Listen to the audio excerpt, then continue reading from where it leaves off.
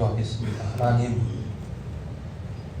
하나님을 경외할 수 있는 믿음과 생각을 우리를 하나님 주장하여 주시옵고, 우리의 마음대로 우리의 생각 닿는 대로 행동하는 것이 아니었고 지극히 거룩하신 성령의 인도함을 받는 주의 백성들이 되길 원합니다.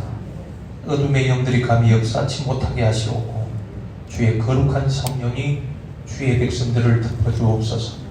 한 주간도 힘겹게 살아온 주의 백성들입니다.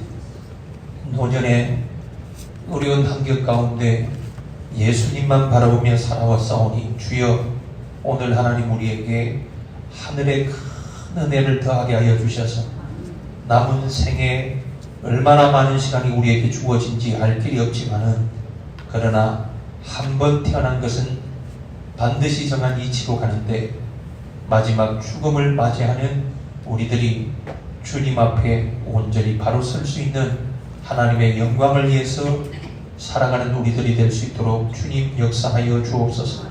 오늘도 하나님 들을 만한 귀가 열리길 원합니다. 우리의 눈의 안약을 가려사 불만한 눈이 되게 하시옵고, 주의 백성들의 귀를 열어서 하나님의 음성을 듣기에 부족함이 없도록 도와주옵시며, 세상 이야기를 듣기를 좋아했던 우리 귀가 생명의 말씀을 듣기를 기뻐하는 귀로 변화되는 시간이 되기를 원합니다. 오늘도 연약한 종이 있었사오니 주여 성령으로 종을 주장하여 주옵소서. 예수님의 이름으로 기도하옵나이다.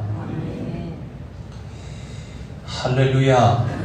하나님의 은혜가 우리 모든 믿음의 사람들과 함께하기를 주의 이름으로 축원을 드립니다. 2023년도 이제 12월 오늘이 3일이잖아요. 이제 한 달을 우리가 살아가는데요. 세월을 잡을 수 있는 사람은 없죠. 금방 지나갑니다. 오늘은 제가 성덕교회에 부임한 지 이제 13년으로 넘어가요. 40대의 젊은 나이로 이제 50대 넘어버렸어요. 가만히 이렇게 생각해 보니까 성덕교회는 제게는 어떻게 보면 참 많은 생각들을 갖게 하고, 또 때로는 아팠고 때로는 행복했고, 제가 여러 교회를 목회했습니다. 선사역을 사실은 제가 많이 했잖아요. 많이 했는데 잊지 못할 추억들, 목회의 경험들, 그런 것들이 많은데, 그런 것들을 통틀어 이야기하기가 짧은 시간이잖아요. 근데 성덕교회에서 제가 3년을 보내는 시간이 말할 수 없을 정도로 큰 어떤 생각, 또 경험, 때로는 아픔, 그리고 행복, 그런 단어들을 생각하는 교회가 우리 성덕교회입니다.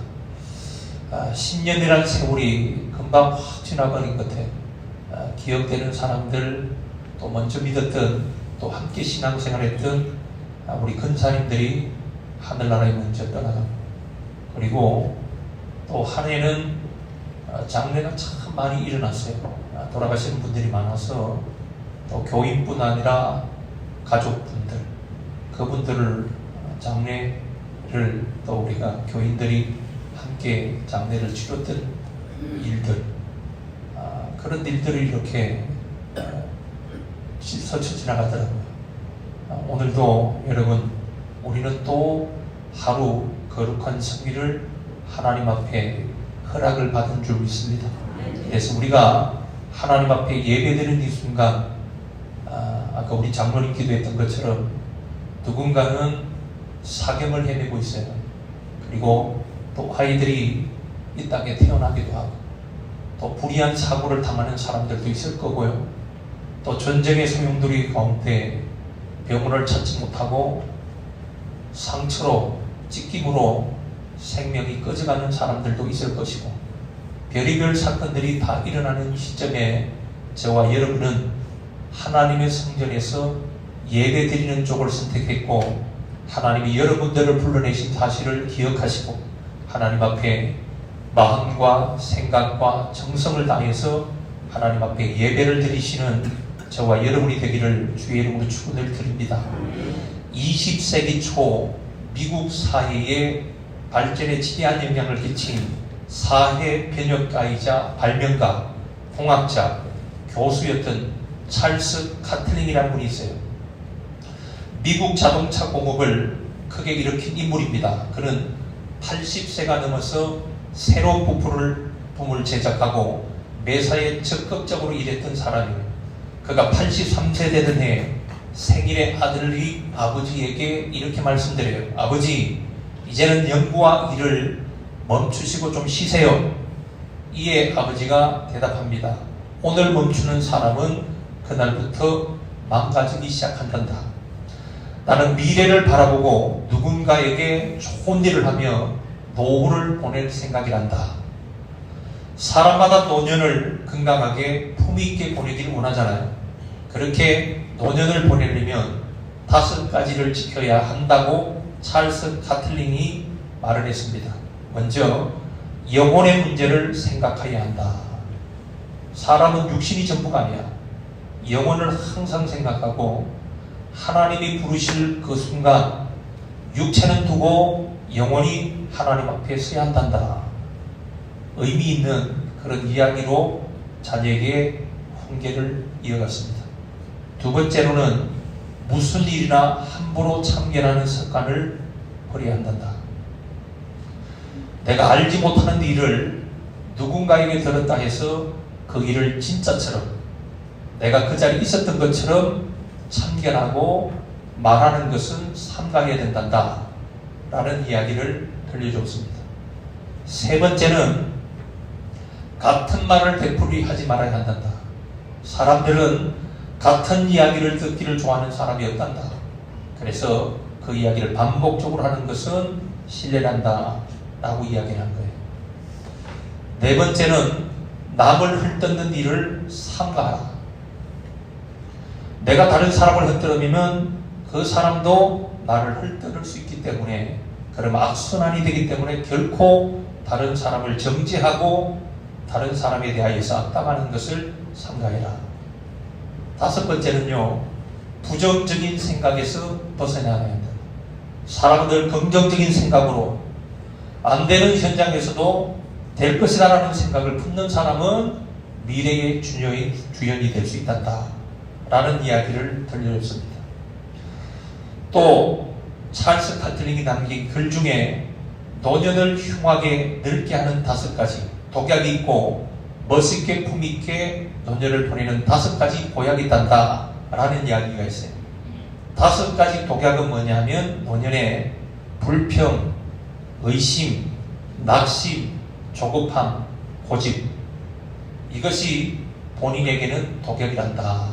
노년에 살아가는 어른들에게 이야기 들려줬던 이야기예요. 그럼 5가지 보약은 뭐냐? 노년일수록 여유를 가지고 또 넉넉한 마음으로 용서하고 아랑을 베풀고 그리고 부드러운 마음을 가지고, 그 다음에 한 가지를 반드시 기억해야 된다는 이야기가 있는데, 그것이 뭐냐? 노년일수록 기도를 게을리하지 마라.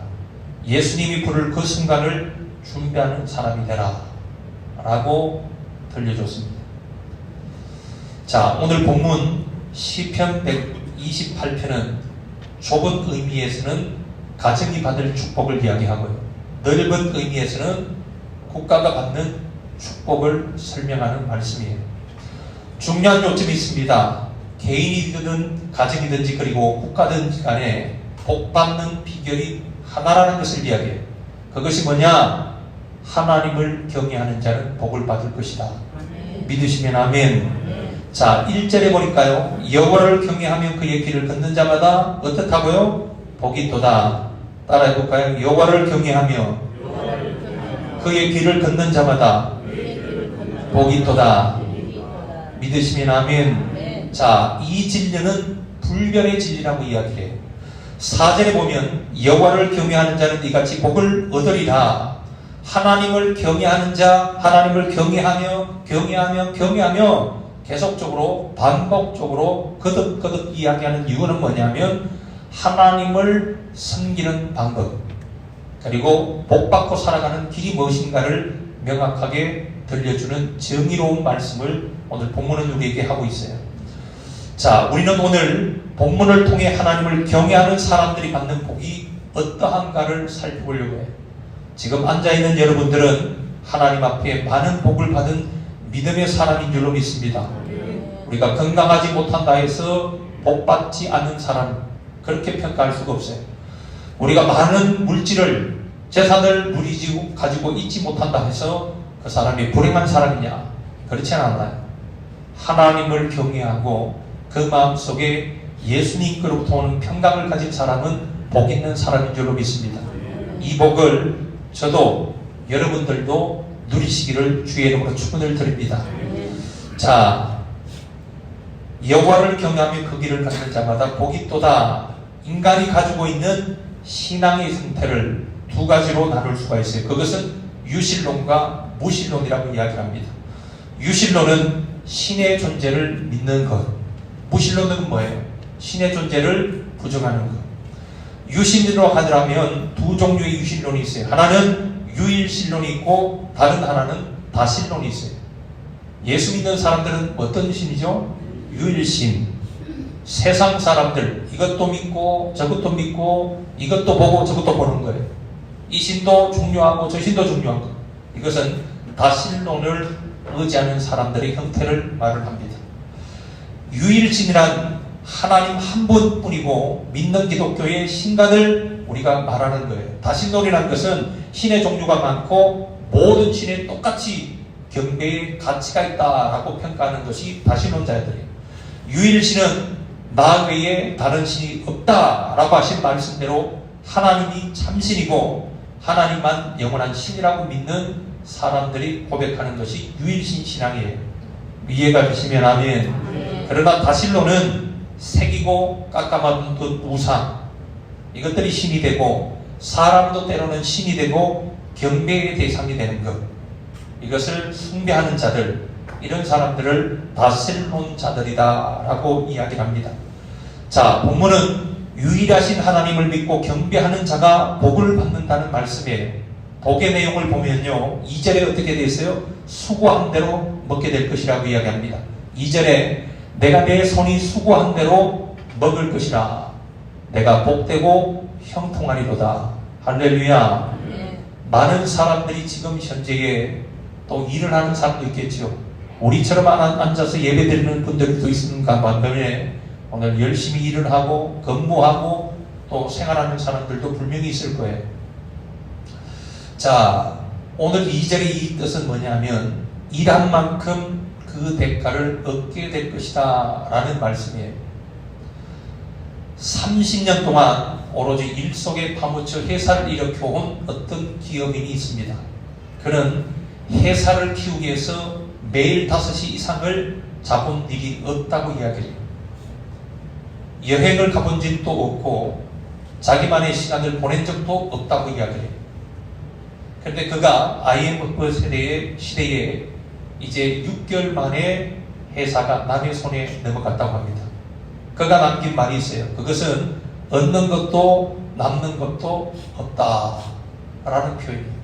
열심히 일을 했고 밤잠을 자지 않고 열심히 노력했지만은 IMF가 터진 후에 자기에게는 한 푼도 남은 것이 없다라고 이야기해요. 여러분, 그러나 성경은 어떻게 이야기해요? 수고한 대가를 얻을 것이라고 이야기합니다. 이것이 예수 믿는 사람들의 축복인 줄로 믿습니다.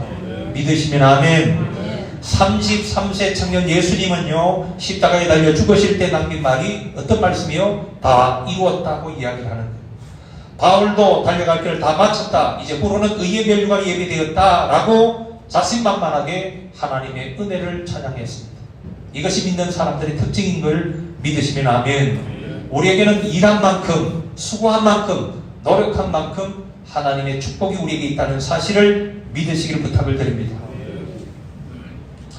예수도 안 믿고 신앙생활도 안 하고 오직 일에 파묻혀 사는 인생의 띠끝은 수고하고 힘들었지만은 남는 것이 없는 무익한 인생으로 끝난다 그 말이에요.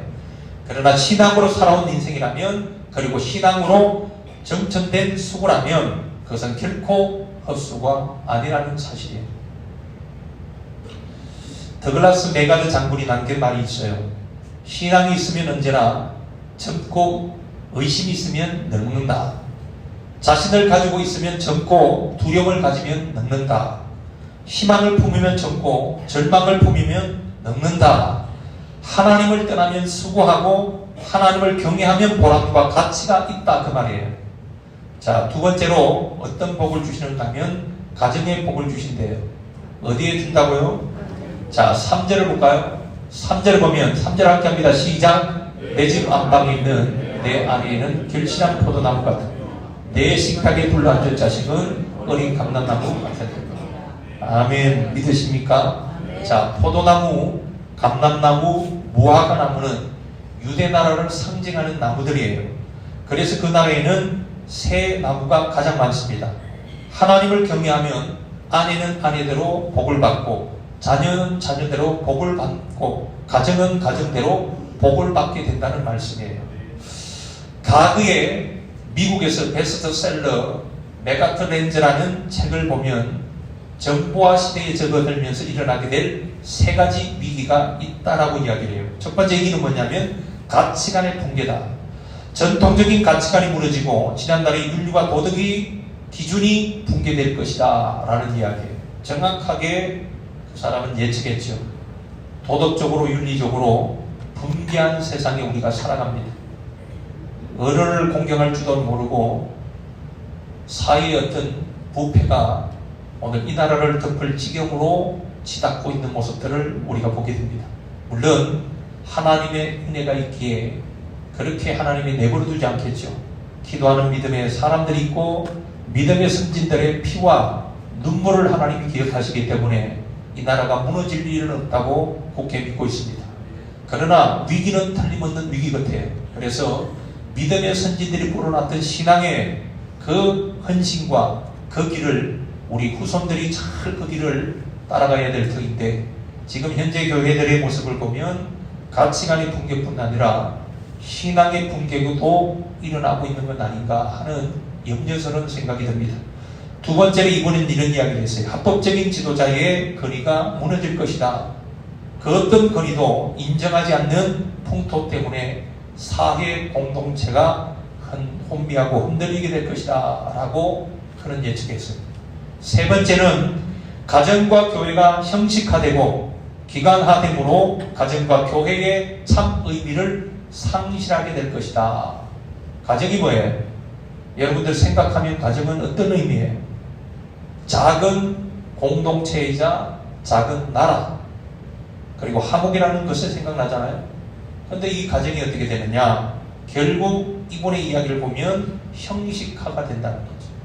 부모와 자식 간의 사랑, 신뢰 이런 것들이 깨져 버리고 그냥 그렇게 사는 거예요. 그러다가 자녀들이 자기 인생을 찾아 떠나는 거죠. 가정의 붕괴는 심각한 문제입니다. 가정에서 사랑을 얻지 못하고 가정 교육을 제대로 갖지 못한 아이들이 사회로 나가는 거예요. 사회에 나가면 가정 교육을 제대로 받지 못하고 여기서 우리는 신앙이기 때문에 믿음 교육을 제대로 받지 못하고 세상에 나가면 어떻게 되겠냐 이 말이에요.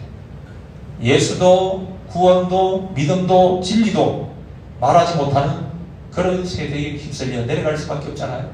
그래서 가정에서 교회에서 예배를 통해서 아이들에게 교육하고 말씀을 가르치고 그 다음에 가정에서는 놓느냐? 그래서는 안 되는 거죠. 가정에서도 하나님의 말씀과 그리고 신앙적인 교육은 포기해서는 안 된다는 사실입니다. 아멘입니까? 사랑하는 주님을 바라보는 여러분, 우리는 하나님의 축복이 항상 우리 가운데 있다는 것을 믿으시죠? 아멘. 그러면 하나님 말씀대로 살아야 될 줄 믿습니다. 아멘. 그분이 원하는 대로, 그분이 강요하는 것이 아니고 말씀대로 사는 자는 살 것이라고 이야기하잖아요. 아멘. 그럼 이 말씀을 지키는 자가 복 있는 성도인 줄로 믿습니다. 아멘. 아멘. 성경에 보면 가정사에 참 위기를 만났던 가정을 들여다볼 수가 있어요.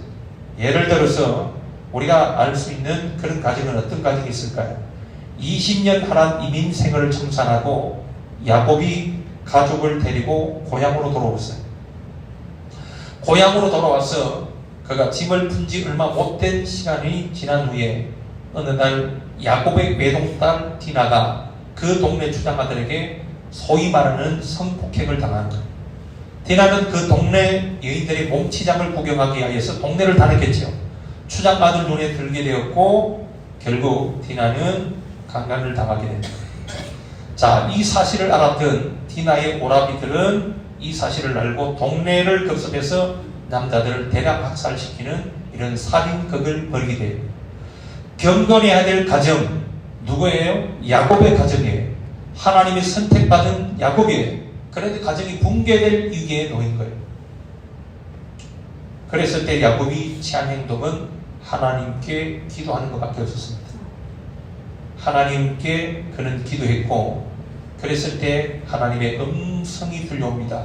일어나 어디로 올라가려고요? 베델로 올라가라. 어디로 올라가요? 믿으시면 아멘. 자, 가서 거기서 내가 내 형 에세의 낯을 피하여 도망한 때 내가 나타났던 하나님께 거기서 단을 쌓아라 라는 것이 하나님의 응답이에요. 자, 그 뜻의 의미는 가정신앙을 회복하고 가족신앙을 되찾고 하나님을 잃어버렸던 그것을 회개하고 신앙관을 바로 세우라. 이것이 바로 하나님의 응답인 줄로 믿습니다. 여러분, 베델은 하나님을 만난 장소예요. 그 장소가 오늘날 어디를 가리키죠? 하나님의 성전을 이야기합니다. 여러분, 우리가 세상 어떤 곳을 쏘다니더라도 거기에서 신앙을 회복할 길은 없어요. 환경을 보고 대자들을 보고 좋은 경치를 보면 기분은 좋을 수 있죠. 그러나 신앙이 회복되는 것을 보셨던가요? 아무리 좋은 시간을 보내고 많은 휴식을 취하더라도 신앙이 회복된다는 이야기 성경에서 들어보셨던가요? 들어본 적 없지요. 성경은 말하지 않습니다. 그러면 어떤 경우로 우리의 신앙이 회복될까요? 하나님께 기도하고 하나님 앞에 와서 예배드리고 하나님 앞에 찬송하고 말씀대로 사는 길밖에 없다는 사실을 기억하시기를 주의 이름으로 축원을 드립니다. 이것이 살 길이라는 말이에요. 하나님이 우리에게 열어놓은 길이 바로 그 길이에요. 그렇다 해서 대자연을 보고 여행을 가는 것을 하지 말라는 것 아니에요. 그것도 해야 되겠죠. 그러나 영혼의 회복은 그거로는 이루어질 수 없다 그 말이에요.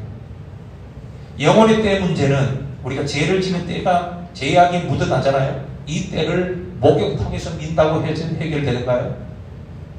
우리의 심령이 아픈데 병원에 찾아가서 의사에게 상담을 받고 약을 처방받아서 그 약을 먹는다 해서 영혼이 고쳐지던가요? 이것은 사람의 힘으로는 할 수 없는 일이죠. 하나님만이 하실 수 있는 능력인 줄로 믿습니다. 자, 세 번째 복은 어떤 복이냐? 평생 예루살렘의 복을 보게 될 것이라고 이야기해요. 5절 6절 보니까 읽어볼까요? 5절 여호와께서 시온에서 내게 복을 주실지어다. 너는 평생에 예루살렘의 번영을 보며 내 자식의 자식을 볼지어다. 이스라엘에게 평강이 있을지어다. 믿으시면 아멘. 이렇게 되길 원하시면 아멘. 시온은 하나님의 지상 거처라고 이야기해요. 하나님은 시온에 머물며 복을 주신다고 이야기하잖아요. 유대인들은 1년에 3차례 시온에서 주시는 복을 받기 위하여서 시온산이 있는 예루살렘으로 올라갑니다. 그곳에서 하나님 앞에 예배드리고 경배하는 거예요. 시온은 예루살렘의 별명이라고 이야기해요. 어느 나라나 수도는 정치, 경제, 사회, 문화, 예술, 교육, 교통 중심이 지잖아요. 그래서 사람들은 어디로 모이냐? 우리나라는 어디로 모여요? 서울로 올라갑니다. 그것이 중심이 되기 때문에 올라가요. 그러나 이스라엘 백성들은 예루살렘을 향하여서 올라갑니다. 왜냐? 거기에 거룩한 도성, 하나님이 축복하는 도성, 거기부터 시작한다는 의미를 갖고 그들은 예루살렘으로 모이게 됩니다. 자, 그런데 예루살렘은 해교 점령 지역이 포함되어 있는가 하면 성전이 있는 성소 역시 해교 점령 지구여서 유대인들이 들어가지 못하는 지경이 되어 있습니다. 한마디로 그것은 예루살렘을 빼앗긴 결과입니다. 예루살렘을 빼앗겼다는 것은 하나님이 복 주시는 것을 빼앗겼다 그 말이에요. 복 받는 복 빼앗겼다는 것은 복을 받을 수 없게 되었다 그 말이에요. 그래서 예루살렘을 탈환하기 위하여서 그렇게 유대인들이 애를 쓰고 있어요.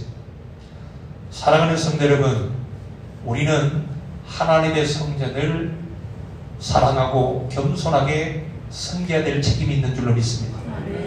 막무가내 함부로 하는 것은 안 돼요. 교회는 소중한 것이잖아요. 그래서 우리가 기물 하나일지라도 우리가 함부로 하는 것이 아니고, 물론 필요 없는 부분들은 동의하에서 우리가 이것을 처리할 수도 있겠습니다만은 대부분은 뭐냐? 소중하게 우리 마음을 간직할 줄 알으셔야 돼요. 할렐루야. 아멘입니까?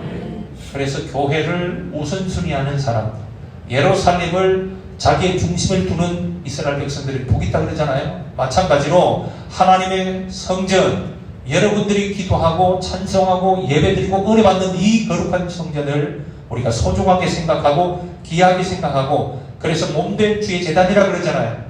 섬기는 사람에게 하나님의 은혜가 넘치는 줄로 믿습니다. 할렐루야. 자, 빼앗겼다는 것은 다른 의미로 보면 어떤 의미냐? 복을 받을 수 없는 지경에 이제 놓였다 그 말이에요. 그러니까 이 보이는 복, 다시 말해서 육신적인 복을 말하는 것이 아니고 영생의 복, 하나님만이 주실 수 있는 거룩한 복을 빼앗겼다는 걸 생각하면 얼마나 기가 막히겠냐. 성전이, 교회 문이 닫히고 교회가 무너진 것을 보고 아무런 마음의 어떤 불편함과 괴로움과 고통스러움이 없다면 이게 문제예요. 우리가 교회를 보고 또 이단들이 모이는 장소를 보잖아요. 그러면 거기는 참 기가 막히잖아요. 안타깝고 어떻게 저럴 수가 있을까. 그런데 더 기가 막힌 것은 뭐냐면 하나님의 교회를 사랑하는 성도들의 모습들이 너무나 연약하다는 말입니다. 여러분, 하나님의 성전을 우리는 정말로 귀하게 봐야 될 줄로 믿습니다. 주님이 우리를 그러면 귀하게 보는 거예요. 우리가 막무가내 생각하고 아무렇게 생각하고 불평하면 하나님이 그에 대해서, 우리에 대해서 하나님이 슬퍼하실 수가 있어요. 그래서 하나님의 은혜를 사모하는 우리들은 교회를 귀하게 봐야 될 줄로 믿습니다. 아멘. 사랑하는 성도 여러분, 이제 말씀을 정리해 보려고 해요. 신앙생활을 참 잘하는 사람과 그렇지 못한 사람의 차이점은 그렇게 크진 않습니다. 어떻게 보면 건강해야지만 신앙생활 잘하고, 물질이 있으면 잘하고, 또 뭐예요? 명예가 있으면 더 잘할 것이고, 그렇게 우리는 보편적으로 생각하잖아요. 그런데 그렇게만 생각할 필요는 없어요. 몸이 불편하더라도, 또 내가 가진 게 없더라도 우리는 얼마든지 하나님의 성전을 섬길 수가 있고 사랑할 수 있는 방법이 우리에게 있다는 사실입니다. 이번 김장을 통해서 제가 이렇게 지켜보니까 김장철은 참 힘든 것 같아요. 동네에 다니면서 우리 장로님들, 권사님들 음식 잘해두기 참 문제인 것 같아요. 아예 못하면 불러내는 사람이 없잖아요. 안 그래요? 김치를 잘 담으니까 이 사람도 좀 해줘, 저 사람도 이렇게 보니까 배추 절이는 것처럼 절이지더라고요. 절차적으로. 얼마나 힘이 드는지. 이 가정도 가고 저 가정도 가는 거. 실력이 좋으니까 불러내는 거지. 실력이 없으면 부르지도 않을 테니까 너무 잘하니까 그냥 이 사람 오는 거예요. 자, 신앙생활에 한번 대비해 볼까요? 몸은 고되고 마음은 좀 분주할지라도 하나님의 마음을 알고 하나님의 입맛에 맞는 신앙생활하면 주님이 찾는 사람이 되는 거예요. 아멘입니까? 아멘. 그런 신앙생활을 우리가 해야 된다 그 말이에요. 하나님을 경외하는 말, 경외라는 단어를 다시 한번 말씀드릴까요? 두렵고 떨리는 마음으로 하나님을 섬기는 것을 경외라고 그렇게 이야기합니다. 막무가내 행동하는 것이 아니고 내 마음, 내 기분대로 뱉는 것이 아니고 하나님을 두려워할 줄 아는 마음. 하나님이 들으셔, 하나님이 보셔, 하나님이 기억하실 거야. 이런 이야기들을 우리 스스로가 되새길 필요가 있습니다. 그리고 자녀분들에게 들려주셔야 돼요. 하나님이 보시고 계셔. 하나님이 다 듣는다. 하나님이 다 기억하셔. 사람은 가물가물하게 잊어버릴 수 있지만은 하나님을 경외하는 사람에게는 하나님이 반드시 그분이 기억하시는 거예요. 그 어떤 환경일지라도 우리는 잊어버리고 우리는 기억하지 못하지만은 오늘 하나님을 경외하는 가정, 하나님을 경외하는 각자, 하나님을 경외하는 나라는 하나님이 기억하시고 복을 주신다고 이야기하셨어. 이런 간증이, 이런 고백들이 우리에게 있어야 될 줄 믿으시면 아멘. 아멘. 기도하시겠습니다. 하나님, 하나님을 사랑하고 하나님을 경외하는 믿음의 사람들을 여기 있습니다. 주님, 우리의 환경이 좋지 못하고 우리의 육신이 고되고 또 때로는 하나님 질병으로 인하여서 고통스러울지라도 거기에 하나님 연연하지 않고 하나님만을 바라보며 하나님을 경배하고 하나님을 사랑하는 주의 백성들이 될 수 있도록 하나님 은혜 베풀어 주옵소서. 복잡한 마음을 갖고 주님 앞에 온 성도들도 있을 것이고 육체의 질병으로 인하여서 갈까 말까 망설이다가 하나님이 기뻐하시는 쪽을 선택해서 하나님의 성전을 찾은 성도님들도 있을 것이고 그리고 예배를 드린 후에 또 계획하는 일들을 가지고 있지만은 먼저는 하나님 앞에 예배드리러 나가자 라고 결단하여 하나님의 성전을 찾은 주의 백성들이 여기 있사오니 주님 축복하여 주옵시고 아버지 하나님 자녀들의 미래를 놓고 하나님 앞에 기도하는 주의 백성들 그 영혼을 하나님께 의탁하고 하나님의 은혜를 구하고 있는 부모님들의 애절한 눈물과 기도를 주님 기억하여 주셔서 가정이 온전히 회복되게 하여 주옵시고 형제간에 예수를 알지 못하는 이들이 있습니까? 예수 그리스도를 구주로 영접하는 기적적인 역사들이 우리 가운데 나타날 수 있도록 하나님이여 축복하여 주옵소서. 감사합니다. 예수님의 이름으로 기도하옵나이다.